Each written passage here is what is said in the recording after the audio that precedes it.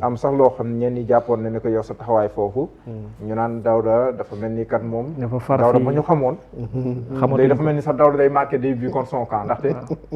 day mel ni daa daal faral ay nit bay dóoru ay mbokkam xeex. waaw loolu wala muy légitimé yat bi nga xam te ni ministre de la communication mun ñu koy dóor. moom mu koy légitimé léegi par rapport ak loolu. travaux yi ni ngeen si participer. lan nga nu si mën a indil ay leeral. waaw jërëjëf xam nga man yu loolu noonu lu ci bëri doonu moo ci woon bëgg a wax lu bëri am na jot naa cee wax ay tuuti comme IGFM je pense invité woon nañ ma fi ma ciy wax mais man sa li may wax leer na la ñu ñëpp dañ nekk ay journalistes ñu ne dañ nekk ay acteurs de la presse mu am lu nga xamante ne ñun suñu bopp ñun ñoo ko yàgg di ko wax te li may wax nii du lu bees man yàlla dafa ma baaxee ba la convention des jeunes reporters ma nekk l'une de leurs personnes ressources mu amoon benn programme bu nga xamante ne ñu ngi ci àndoon ak ñoom avec la fondation Frédéric Ebert on a fait le tour du Sénégal donc vulgariser les dispositions du code de la presse. Je parle sous le contrôle de la convention des jeunes reporters ñoom mi ngi madame Ndiaye et consorts fu nekk dem nañ fa dans toutes les régions c'était pour vulgariser les dispositions du code de la presse bi ñu paree ci loolu ñu def les assises des médias fii maison de la presse li ma lay wax boobu nguur gi ñëwagul de assises des médias maa ngi ci woon commission numéro 1 commission boobu moom moo doon wax ci réforme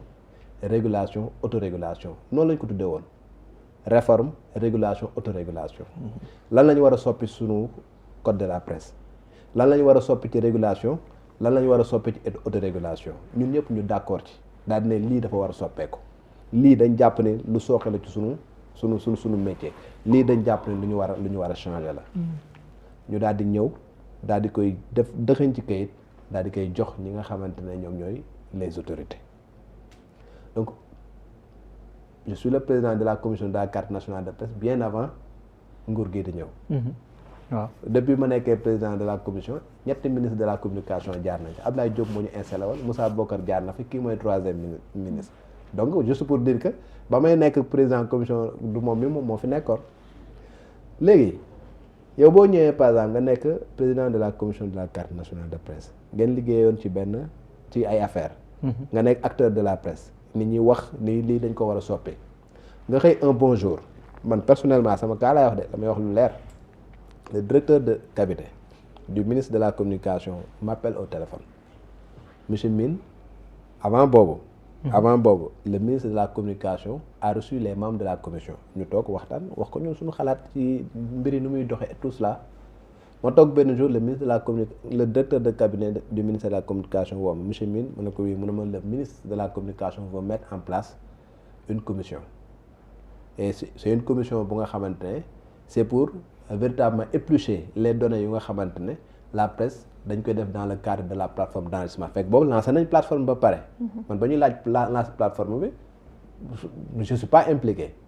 donc le ministre a estimé que ni les dispositions du code de la presse daf ne képp koo xamante ne tu es un média au Sénégal tu dois t'enregistrer et ça c'est conforme aux dispositions du code de la presse boo nekkee télévision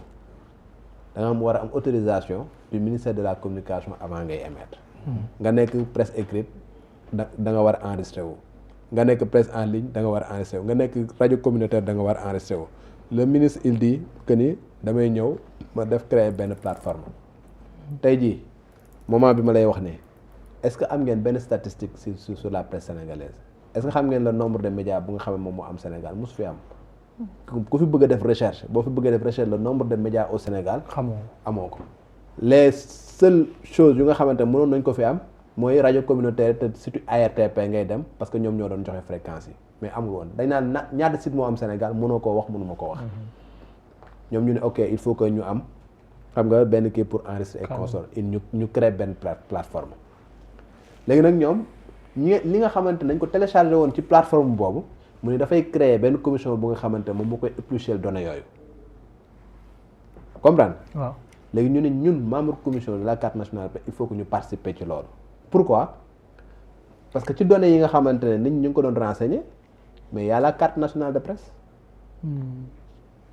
yow dañ naan la yow yaay directeur de publication am nga carte nationale de presse nga ne waaw am naa carte nationale de presse defal sa numéro carte nationale de presse nga def sa numéro carte nationale de presse loolu noonu tey de ñun bu ñu nekkoon ci commission bi le ministère ne peut pas vérifier cela parce que amuñu ko la commission est autonome. La commission a une commission jokkuwul ci ministère. Non, parce que c'est une commission autonome. C'est notre ministre de tutelle.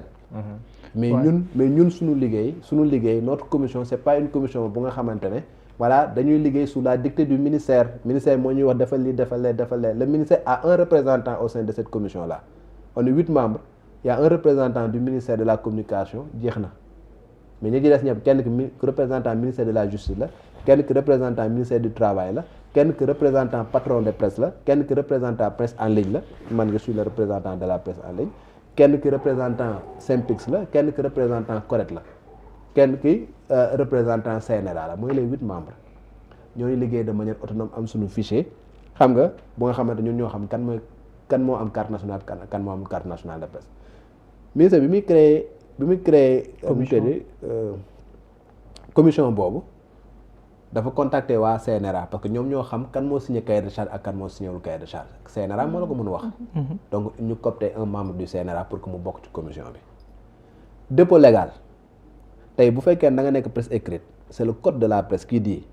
que dina am obligation nga def déclaration préalable da nga am obligation nga def dépôt légal déclaration préalable mooy lan yow am nga droit nga créer ce journal mais dañ ne la.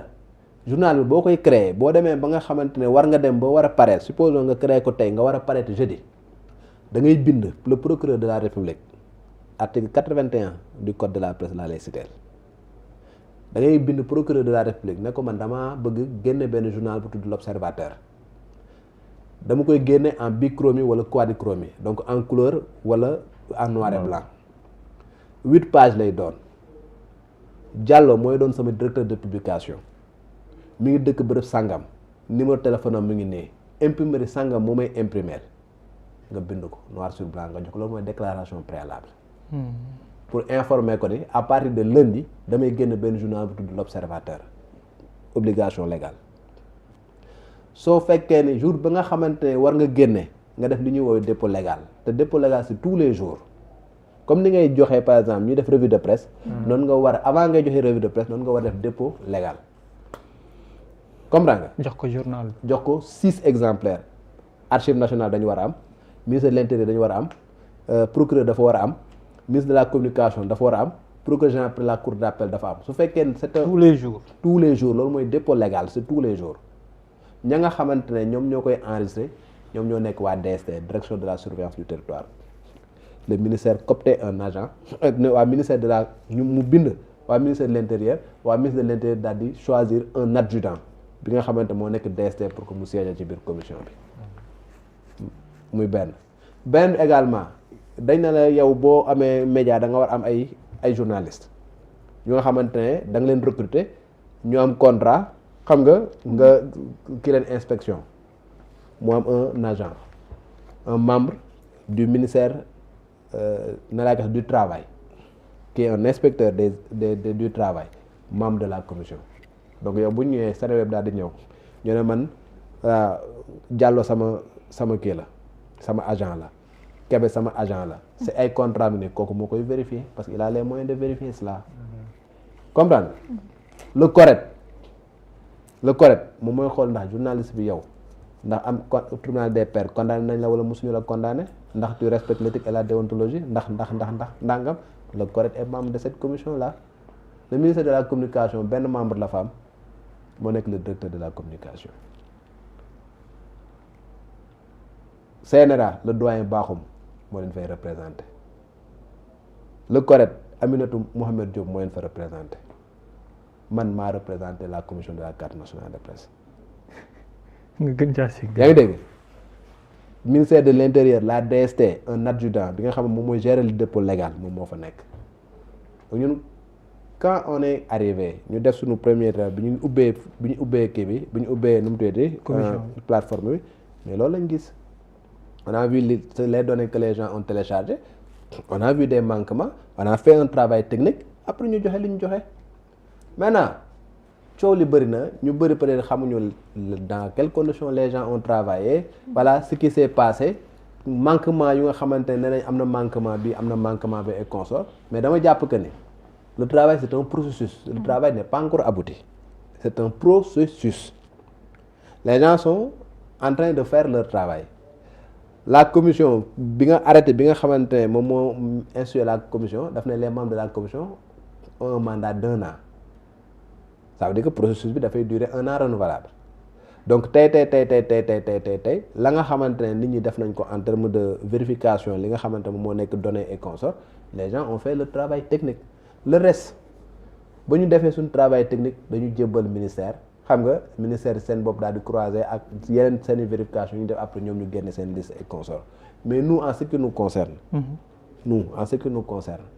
moi j'estime que nous avons fait notre travail de la manière la plus honnête possible et yàlla xam ne comme ni ma ko fi waxoon man de bu ma tëddee damay nelaw ba yandoor parce que je sais en âme et conscience que ni tey bu ñu ñëwee ñu ne fichier baa ngi ne est-ce que Diallo am na carte nationale de presse moi je croise avec mon fichier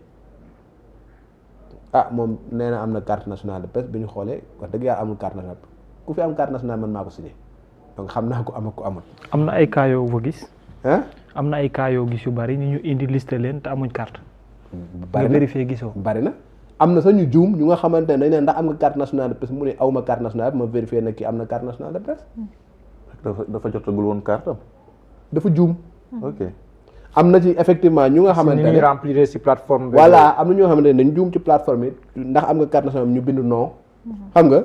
bi ñëwee ñu ngi vérifié ñoo ne kii am na carte nationale de presse et puis beneen bi mooy même la carte nationale de presse n'a pas été utilisée comme critère d'exclusion.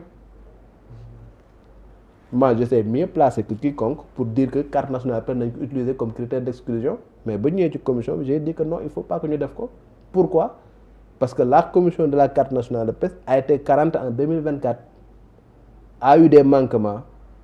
des sessions yu nga xamante ne on n'a pas pu le faire parce que on n'avait pas notre budget. Donc on ne peut pas prendre ça di ko jël également di ko appliquer ci journalistes yu nga xamante ne c'est pas leur faute. C'est ça qui s'est passé amul kenn ku ñu recalé parce que amoo carte nationale de presse et pourtant j'étais bien placé pour ñëw dire nañ jël critère carte nationale de presse ñu jël ko comme critère ça n'a pas été le cas waaw ba moment ma lay wax ne képp ku ñu recalé du carte nationale moo la tere. mais jamono ji waxi police ak yooyu teerul ba ñu naan dañuy le ministère de la communication bind na le ministre de la communication bind na à son collègue de l'intérieur pour que ñu ñëw ma xool nan la ñuy tëjee ñi nga xam te ni ne sont pas conformes les médias qui ne sont pas conformes. waaw man information dama ko déggee. amoo si takk bu wóor. wallaahi aw ma ci lu leer. waaw dama ko dégg de aw ma ci lu leer mais comme ni ma waxee rek moi je pense que considère que dañ nekk ci benn processus. et étant dans un processus même ñi nga xamante ne respecté guñu li nga xamante ne moom la texte yi wax ils ont la possibilité de corriger. parce que tey da ngay ñëw tey nga am manquement ñu wax la manquement sangam am nga ko mais am nga possibilité de corriger tey nit ñëw na par exemple si ñëwul ay contrat nga ne ko nga recalé ko suba xam nga. mën na ko temps pour mu indi est-ce que vous n'avez pas été fragilisé à la fin par ministère bi ci boppam travail bi ngeen def yëpp ñu ne non première liste deuxième liste après ñu ñëwaat ne il y a eu des erreurs encore est-ce que loolu demoon ba fragiliser un tout petit peu wala sax manquer un peu de crédit. Travail bu acharné bi nga xam ne ni def ngeen ko aussi. non man je fais pas partie des gens nga xamante ne man pour man c'est un travail collectif qui a été fait je vais jamais jeter la responsabilité sur le ministère c'est un travail qui a été fait par une commission et la commission il y a eu un membre du ministère de la communication bu nga xamante ne moo fa nekk comprends nga liggéey ba ñu fa def ñun ñëpp ñun ñoo ko fa defandoo maintenant après la nga xamante ne wax nañ ni par exemple am na ay couac am na ay nangam ak nangam et consort man damay jàpp ne un processus ce n'est jamais quelque chose d'abouti. D'accord. yaa ngi dégg et c'est des choses yu nga xamante ne les gens ont la possibilité de corriger bu fekkee ne réellement erreur yooyu ñuy wax noonu am na les gens ont la possibilité de corriger et d'avancer parce que man li ma ci jàppal soo rek mooy c'est une dynamique bu nga xamante ne les gens dañ ko enclencher pour defar amul lenn lu nga xamante ne am na benn intention malveillante bu nga xamante ne moom moo tax nit ñi ne dañuy def lii wala dañuy def lee. dama jàpp ne nag dañ nekk ci corporation bu nga xamante ne une corporation bu nga xamante ne les frontières de la presse ont toujours été poreuses ñun ñëpp ñu koy wax. ku jóg nekk journaliste. voilà y a des choses yu nga xamante ne day fondamentaux yoo xam ne mënuñu ko respecter. mais tey nag bu ñu nekkee ci processus bu nga xamante ne dañ ne ok ku jógoon ba ruur suñu presse léegi nag on va tout faire ba nga xam ne dañ koy ñekk ba ñu xam kan mooy kan. je pense que loolu c'est un processus c'est une chose bu nga xamante ne il faut applaudir et que comme ni ma wax c'est un processus bu nga xamante ne tey mën na am ay rëq-rëq. suba mën na am yu nga xamante ne mën nañ ko joyante mais ci cëppaandaw ga lañ ca bëgg suñ ko arrivé dafay nekk une presse qui sera assainie une presse bu nga xamante ne dina wuuteeg li nga xamante moom moo fi nekk. mais daaw la ñàkk ko baax na mais par exemple la fois passée maa ngi dalal ku mel ni Stéphane Kabou moom récemment lancé benn média wa mu ne dafa investir plus de 40 millions ak yeneen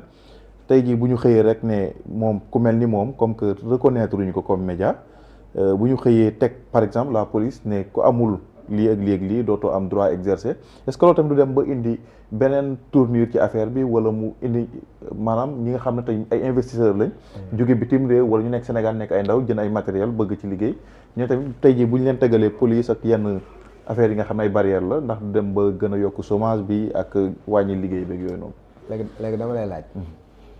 est-ce que yow am nga droit nga xëy suba rek génn taxi mu commencé daw. non il faut nga am licence ak yeneen ah amoo sañ-sañ ñoom si bu fekkee ñoom en ligne lañ nekk. non dama lay laaj.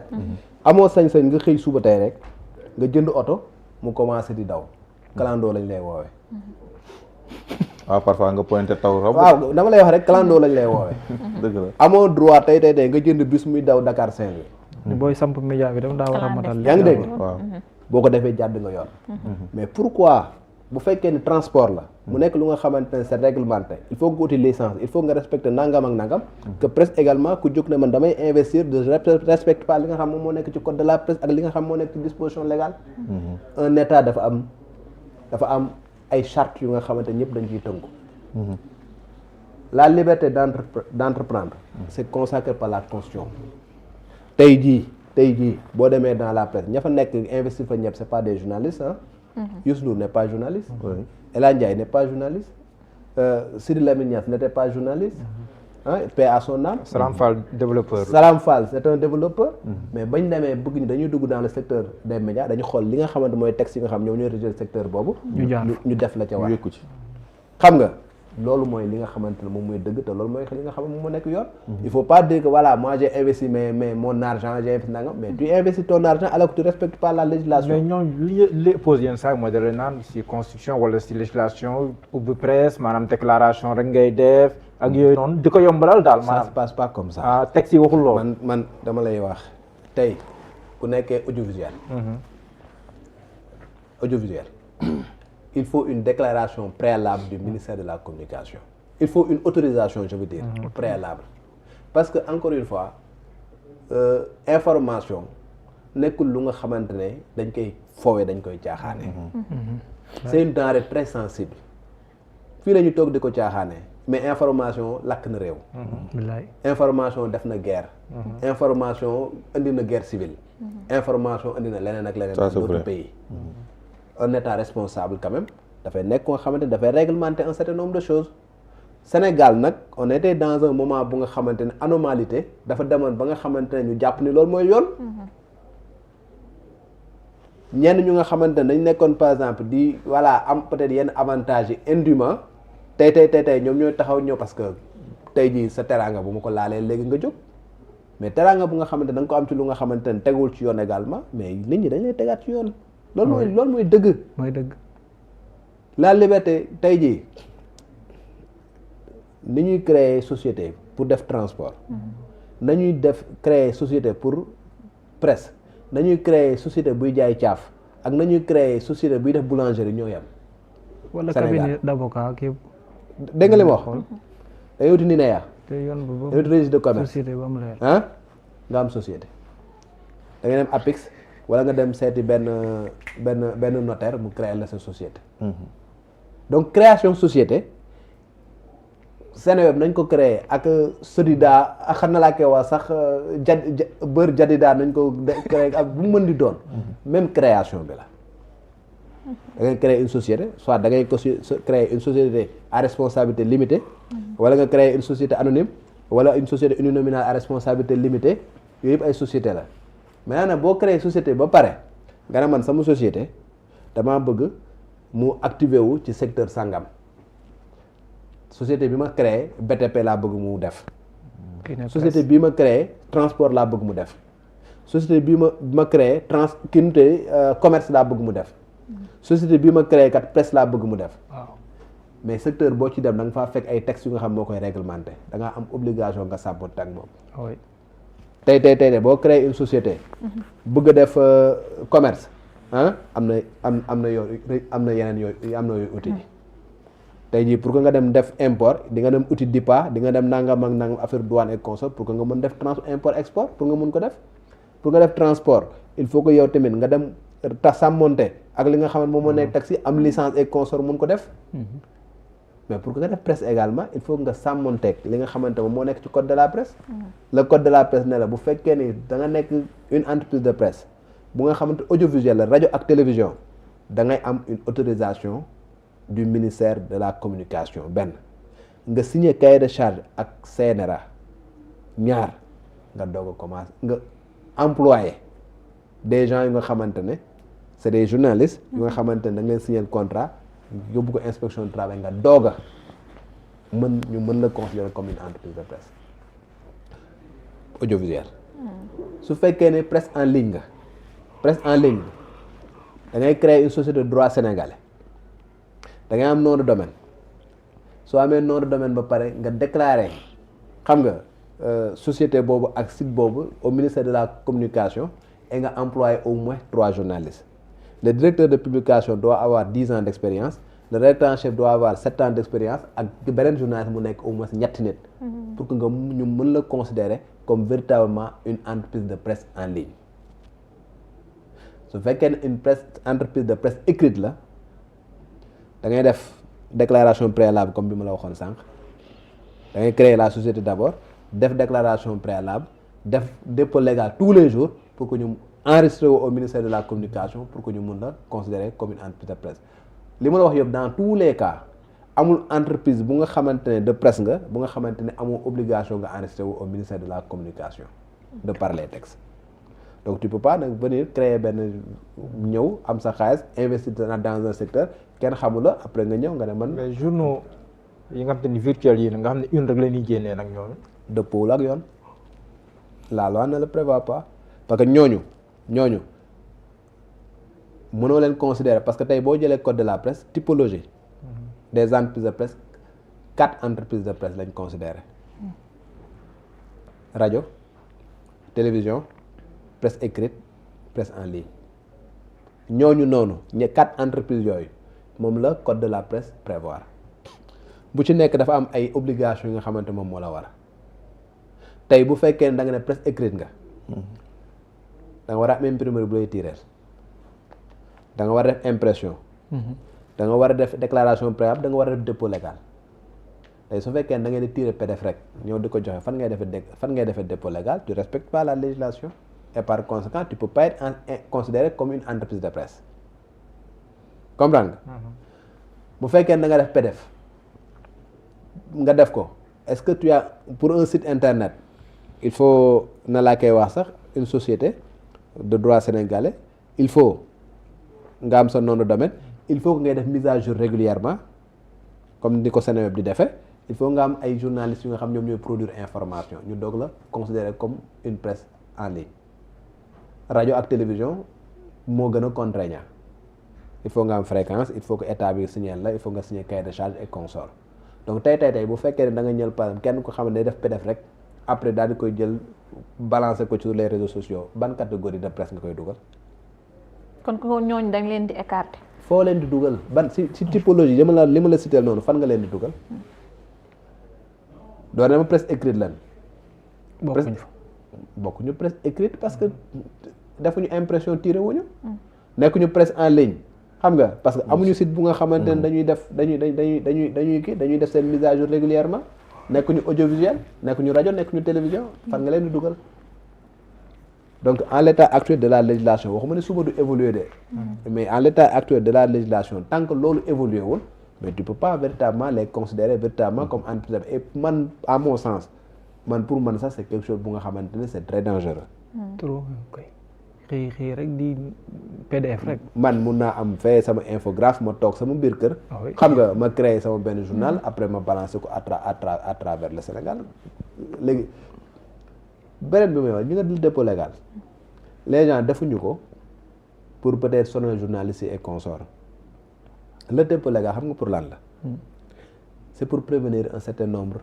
de troubles wala yenn information yi nga xamante ne mën na salfaañi réew. je vous donne un exemple un cas bu nga xamante man dama ko dund. on était au Populaire j'ai commencé au Populaire le Populaire c'était un groupe on avait le groupe Com7 à l'époque il y avait le groupe Sud il y avait le groupe Walfadjri et il y avait le groupe Com7 le groupe Com7 il y avait 3 actionnaires il y avait Bara Tall Cheikh Tall Dioum ak Youssou Ndour il y avait un journal qui s'appelait l'Info 7 il y avait une radio qui s'appelait la 7 FM il y avait un quotidien qui s'appelait Le Populaire il y avait un quotidien sportif qui s'appelait Lion et il y avait un quotidien People qui s'appelait Trac on est comme le groupe Com7 en 2001 Mame Madior Boye ñu daal di koy nommé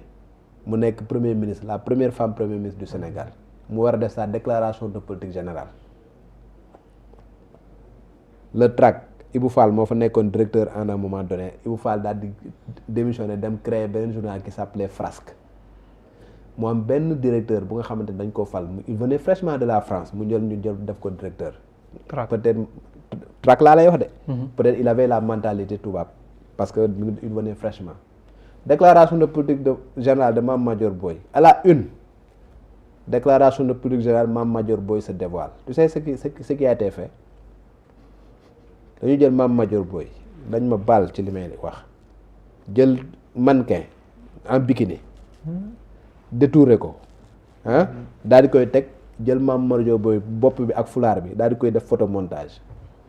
déclaration de politique générale Mame Madior Boye se dévoile à la une comme ça gars yi bi ñu defee dépôt légal fajar teel la police le directeur de la sécurité publique a donné les instructions on a ramassé le Trac.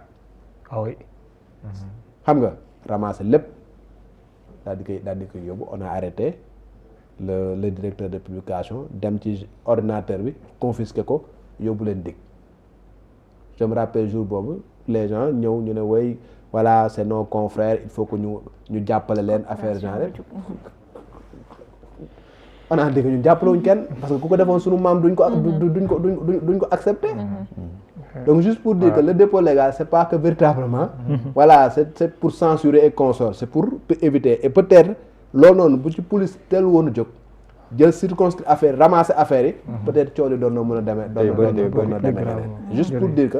un état encore une fois un état doit être responsable et que les gens également yi nga xamante ñu ngi fay nekk dañu war a nekk des gens très responsables dans leur manière de faire et dans leur manière de voir les choses.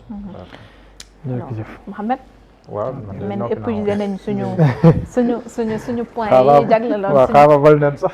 mais dinañu ko baal. xaabaabal nañ waaw.